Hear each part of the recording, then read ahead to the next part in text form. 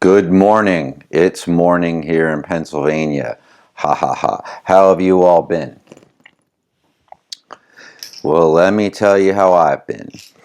Yeah, I did go do something this weekend real quick. This past weekend, my buddy and I went to the new music venue in the Lehigh Valley called the Archer Music Hall.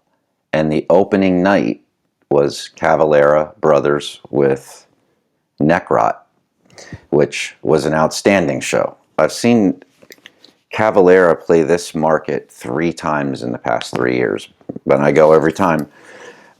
This was outstanding as well. They're out doing like Morbid Visions through Schizophrenia for the better part, and then they do like a little medley of Arise and stuff at the end. Not to spoiler alert, but yeah, that's pretty much what the tour is, and it was great. Necrot was outstanding. It was probably my favorite part of the night.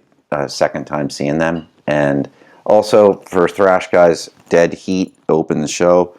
Thrash band, very Bay Area sounding to me. They sound like Power Trip to me, but they were very good thrash band. So if you like Bay Area style thrash, remind me a little DRI in there too, late DRI, but Dead Heat was a great thrash band. Very good. Sounded great. Dual leads on guitars. So anyway, what today we'll talk about. I've never done one of these before, but I'm going to do one of these 10 albums that got me into death metal. They're not all death metal albums. I'm going to talk about what broke the ice to get me into the soupy shit. But I think I'm going to do 2 videos. I'm going to do, or maybe even more, I don't know. I like this chronological idea. So I'm going to do a video today. About 5 of these are death metal, and then the others are maybe proto. But yeah, we'll get right into it. Some of them I don't have the LPs, so I have to do the CD thing. But anyway, we'll get into it. What broke me, I'd say, other than, the normal segue, Slayer, Creator was right next to Slayer. And I think Creator is not death metal, and I'm not saying that, but Milla, if you can get past Milla, and since I fortunately had friends that were a few years older than me, and they beat Creator very early on when I was like 13. They beat Creator into my skull. So I got, at first Milla was offensive. Like I was like, I can't do this. But then it became, nursery rhymes basically within a few months. So anyway, I'm going to talk about, this is Creator broke the ice for me to get into death metal, to get proto death metal. Now, I love this remastered thing, and that's not the point. I have had the originals. I have the original my whole life. I love it. I do love hearing this version of it. So these remasters and the Pleasure of Kill one are outstanding. I show this one because this is the Creator album that was out when I heard them. I also heard Pleasure to Kill just as much as this, but there was a video for Toxic Trace. Some of you guys know. I'm not going to futz with this. Some of you guys know and remember the video for Toxic Trace. That was important, okay, because that had repetition that I loved watching that video. Anyway, so yeah, to start the break of getting into death metal, I'd say Creator is the first. The next tier, coincidentally, would be Max. Coincidentally, I just saw Max again. I've seen Max. Sepultura was the second metal show I ever saw. I was 16, 15. I never take these out of the sleeve, but so you get the glare. But Beneath the Remains, man. Actually, I should get rid of this now. It's starting to get pretty ripped. But yeah, Beneath the Remains, very, very, very important. The Inner Self video would come on Headbangers Ball. I guess that would have been 89. At first, Max was kind of death metal. Before you know it, after a couple listens, it's not that far cry from Milla. Lower register, but still enunciated the best he could. And that was for some reason, as a 15-year-old kid, 14-year-old kid, that was still kind of important. So yeah, Sepultura, big icebreaker as far as getting into death metal, right? All right, we're kind of getting into a little bit of death metal now. I do not have Discanting the Insalubrious, but that would, I would say, is the next step. That's the next like album that I heard where I was like, okay, I think I kind of like death metal. What is this? It wasn't. I understand why a lot of people, Carcass fans from the symphonies and earlier era, don't want to hear Discanting, but that was the album that was out and got me into it. I don't have a copy of that, so I'm showing this one. People hate this one. Well, actually, it's the most beloved one now, but from my age group, people hated this and it was off.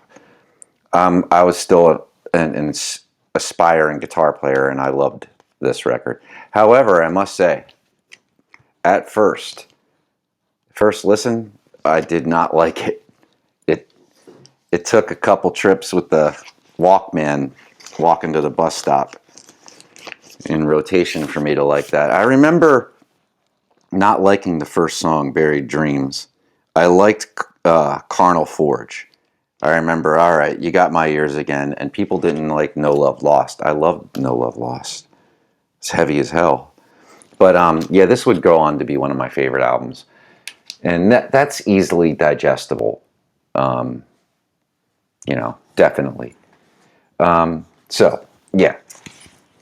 Right along with that, I would say I have to show the CD of this. I don't have an LP copy of Human. Yeah, the Lack of Comprehension video would come on. And that definitely had a lot. I was like, whoa, there's really good guitar playing in this, too. Okay. Actually, I think chronologically, I heard this before I heard Carcass, but that's all right. That's all right. That's all right. So then, shortly after that, I meet my buddy, Jay Epstein, who got me, who was already into like Autopsy and all this other like really heavy death metal, and I never really paid much attention to by this point. And yeah, he steps in and he knows I'm a big Slayer fan. So he's like, hey, check this out. And at first, I was like, really? There's a kid at school that was a dork and he wore all kinds of Deicide shit. So that was the reason why I never gave Deicide a thought. Then he played me this and I was like, this, holy shit, this is like just Slayer sped up. I mean, they even mute their picking. It's E-flat tuning. I know I always say that a lot on this channel, but Deicide's pretty much at standard tuning. Most people don't realize that. This record, yeah, E-flat. But anyway, yeah, it was just like, wow, this isn't a far cry from Rain and Blood. It's just obviously more evil and outright. You know, it's just like Slayer on 45 RPMs or something. But yeah, this thing, big deal. Big deal. Once I got into that, we were off to the races. After the, you know, I could swallow the blast beats from Carcass, you know, and the hurling evil getting thrown at you from Deicide. Yeah, then it starts getting a little soupier. Starts getting a little bit soupier.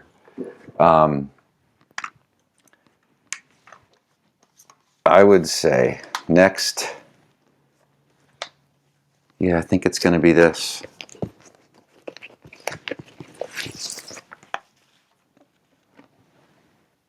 Imperial Doom. So, there we go. Yeah, Monstrosity.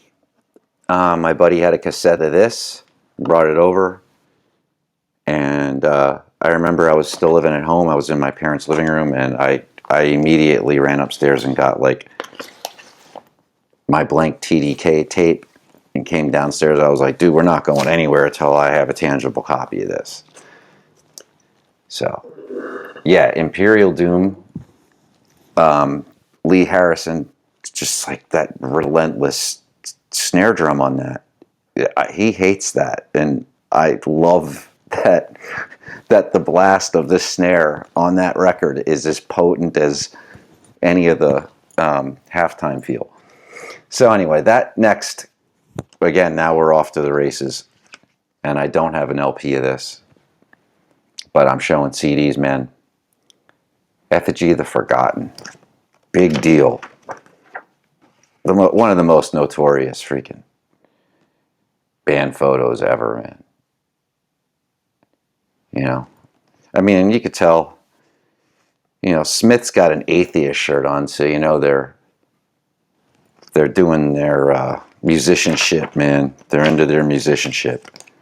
I was just listening to Atheist this morning. They're not playing around, man, with the prog. They're not playing around. What is that? Piece of Time. All right, then we're getting even soupier. Actually, I should go here. Shortly after that, my buddy, and I wasn't early to Entombed in Grave. I wasn't. I came in late with them, like maybe like late 93, 94. But I know people love Into the Grave. And that would come shortly after I heard this. But I heard this first, so I'm kind of a poser when it comes to Grave. I heard this, and I was like, this is a fucking rock album. Like, this is rock and roll. But like, not a corny, like death and roll. I guess Wolverine Blues is kind of where the death and roll thing kind of. But this is really catchy death metal that's like mid-tempo. Very simple, but really good and catchy. I don't know. This album doesn't get talked about, but this thing, every song is. Yeah, I haven't listened to it in a long time. Production's not as thick. I think that might have turned people off from the earlier records. You'll Never See was one of my favorite ones, man. I love You'll Never See. That's, to me, a step up. A big one was Obituary. And I almost forgot about Obituary. But that was a big deal, man. And it happened to be Cause of Death was the album. Yeah, there was a kid sitting next to me in shop class. And one day he just kind of leans over and he's like, did you ever hear this? And he hands me a tape of it. And I kind of like wasn't interested, but then I put it in. And Infected started. And the guitar solo, and I know it'd be like, what the hell, guitar solo? Yeah, but the guitar solo in the very beginning of that, I was like, holy shit. That was James Murphy. And I loved the way that whole album starts. And even segueing into the first riff, the way it's played. The way Kevin Talley, just drum work is in the beginning of that. It's so hellish. But anyway, yeah, James Murphy was a big deal. So I don't have Cause of Death. And I know I do, but I can't find it anywhere. But I will show this. This is kind of like a little bit more rare. But James Murphy put this out shortly after he did the Obituary album. This is 93, so it's a couple years after. But this is his death metal band. Really good it kind of came out at a weird time. It was maybe a little too late. Because he had a big name for himself, James Murphy. By then, he had played on Spiritual Healing and other stuff. His laundry list of stuff he played on. But yeah, all of a sudden, my guitar playing got really concerned with what the phrasing was of some of the solos. But anyway, that's a big deal. Was James Murphy with Obituary, Cause of Death. All right, and then we're getting into. This is the last record I'm going to talk about. Onward to Golgotha. I got this. It's for $6. I never removed the sticker. Red vinyl. I'll show this because, yeah. of the earliest Relapse. Yes. So yeah, Onward to Golgotha. Yeah, this was an important one, getting me into like Doom, and I'd say from here on out's when I get into the underground, start tape trading and stuff like that. That kind of stuff. I didn't even get into tape trading until like '94. It was a little late to the game, but yeah, that's 10 albums that got me into death metal, leading up to and after. Yeah, that's the video for today. 10 albums got me into death metal.